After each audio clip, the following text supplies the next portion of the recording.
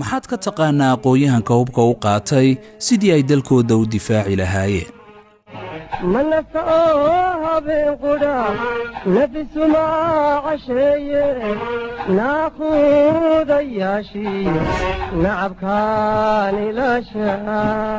waa dhallinyaro waxbaratay oo u dhaxaysa da'da 18 jir ilaa 35 jir wakhtiganna waxay wacdara ka dhigayaan furimaha hore ee dagaalka haddii nabad la waayana dhan kastaba noqote nacasiga ma lidin helo naxariisna uma galo waxa ay haystaan shahaadada heerka koobaad ee jaamacadda waxayna barteen culuum kala duwan casharadii waddaniyadda ee wakhtigoodii xarbiska shaqo qaran ayaa ku riixay daljacayl iyo daafaca dalkooda waxa weeye certificate dugsiga sare Amal Secondary School badartan Cabdixakiin Salawaan Jaamac kan وتعدي وتشعد شهادة تعدى جولس يونيفرسيتي Cabdixakiin Salawaan Jaamac inuu ku xirday badartan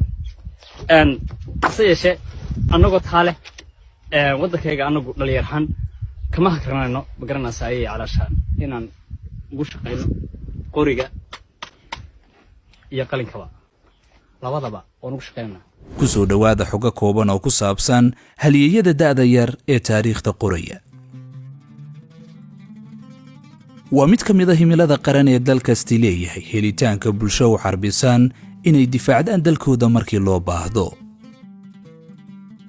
وعربينتا ardayda hanaan ciidan oo ay ku hawlgali karaan waqtigii laga maarmi waayo waa talaabo ay qaadaan wadamada u diyaarka ah inay saacad kasta la dagaalamaan cadowgooda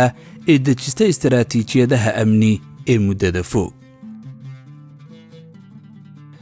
Somaliland oo ku taala mandaqad mushaakil badani hadheeyay lana darisa qaar kamid ah dalalka dawladnimada ku fashilmay 32 sano kadib waxay la jaan qaadaysaa dalalka u diyaar garoobaya xaalad kasta oo amni mustaqbalka carbinta daayartani waa curintii madaxweynaha waqtigan cutubyo kamid ah 3 dufcadood oo aqoonyahan loo diyaariyay hab ciidan ayaa ku sugan jiidaha hore waxayna ka barbar dagaalamayaan dagaalyahanada khibradda leh ee muddada dheer duurka ku jiray yoolkooduna waa sidii ay dalkooda u difaaci lahaayeen tan iyo bilowgii duulaanka Somaliland kaga imanaya daxalka koonfur bari waxa guud ahaan indhaha bulshada soo jiitay dhalinyarada waxbaratay ee markii ay dhameysteen barnaamijka xarbiska shaqo qaran ku dhiiraday inay ka mid noqdaan ciidamada qalabka sida isla markaasina soo dhameystay kuliyadaha tababarka ciidanka ee ku yaala dalka koosooyin dheeraadana ku soo qaatay dalalka jaarka qaarkood sida Itoobiya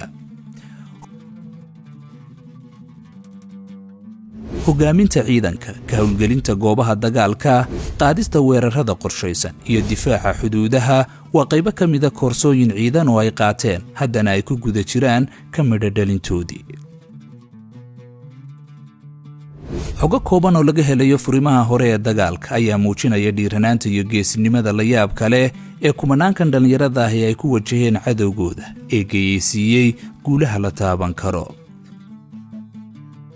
waa ciidamada ku dagaalamaya hubka fudud iyo ka culus labadaba ee aan gabanayn waana ciidamada ay u suurta gashay inay gacanta ku soo dhigaan shakhsiyaad hore warbaahinta uga soo dacaayadeynayay waana ciidamada aan dib u noqoshada aqoon ee daqiiqada kooban ku jabiyay cadowga waana ciidamada waaya aragnimada dagaal ka qaadanaya saaxiibadooda sanadaha badan guulaha ka gaadhaya furimaha dagaalka